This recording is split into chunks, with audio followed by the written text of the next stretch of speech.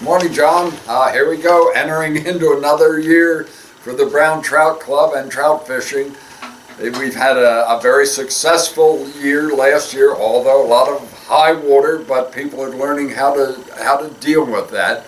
So it's interesting, and I'm going to have my little push this morning on getting money from you, support for the club.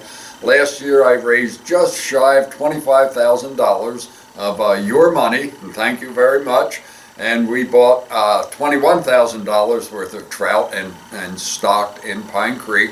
And then we had administration fees. We end up with around just under $3,000 between administration. We have an accounting fee, so we can report to the IRS each year on the 501c3. And then I buy license plates and support buttons and so on. So we had a great year, and we're looking forward to a new year, and we hope that you choose to support us again. We've got the new badges and license plates. Here's a wonderful license plate of a sulking big old brown laying down on the bottom of the river. And of course that comes along with a pin if you would like a pin. Now we have a standard pin for $15. They went up a little bit. We have a gold pin for $25 and a pin and a license plate for $60. And we hope that we get your support. We have in the past, and we hope that we can improve that in the future. Costs are going up a little. Everybody has the feed for these trout, or they get a special feed. It's bought in Maine, and it's not a regular, inexpensive fish food. The food that they feed these, that gives them that wonderful coloration. So we're tickled to death with it. We've had a lot of high water that the people dealt with in the past year. Everybody knows that we're totally weather dependent here, and one of these years we're going to hit an extended drought and the fish are going to get beat up. But the past couple of years has really been good. We had a little bit of an issue this past year down around the Ross Run area. There were some big guys that got, that passed away, but everything is born, everything dies. That's life. So, whether you're a deer, a grouse, or a trout, you have your body is guaranteed for life. They just don't tell you how long it's going to be. So we've had good luck with and support for the club, and we're asking for that again. We will buy from the same two hatcheries. When you catch one of these guys, you're going to think that you're out in the Madison or Missouri River in Montana. They're colored up, they're fully finned, they're good looking fish. And you get to do it in this beautiful valley, and it's hard to believe. I was driving the other day, I was heading downtown and had to do some errands, and I followed an eagle. I was driving and he was flying downriver, and we were kind of paralleling each other down around Wolf Run, and I thought, wow, how lucky could I be that I can live here year round. So I'll be 77 this coming summer. Time is marching on rapidly. So I'm making every effort. I want to keep this club going into the future, because I won't be here. I'll be like some of those trout. I'm going to pass along at some point too.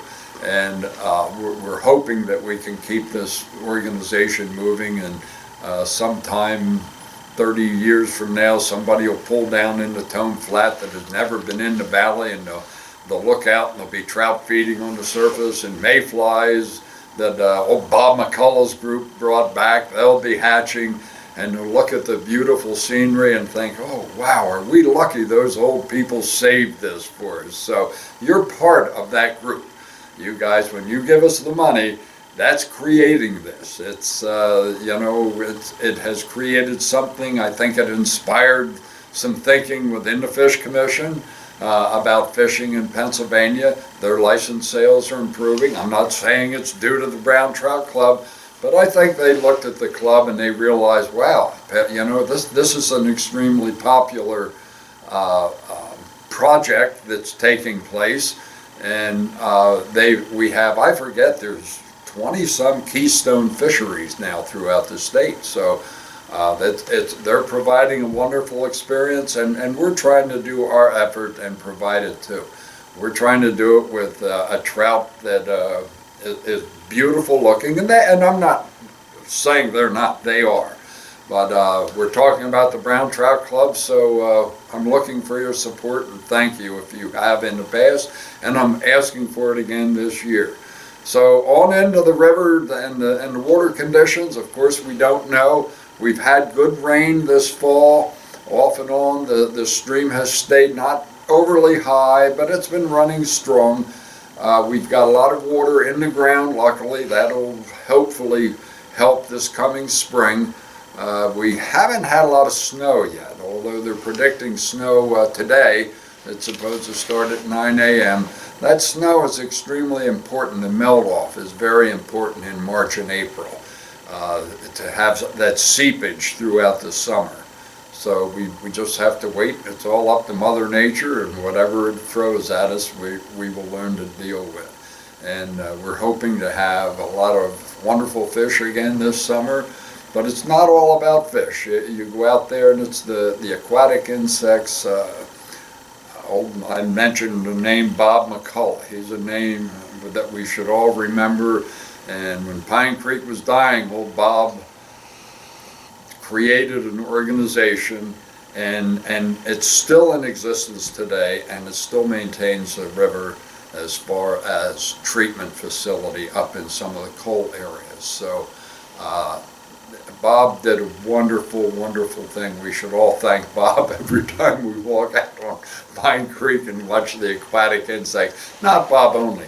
There was a wonderful groups of people from Wellsboro all down through, all over. Wonderful. There were TU groups involved and very, very active groups in Wellsboro. But Bob was kind of the catalyst that pulled everything together. And I have people come up to me and thank me about the Brown Trout Club, and I always say, no, who you want to thank is Bob McCullough. None of this would have been possible without his ability to pull all of the interested parties together and give them a focus, and Bob did that.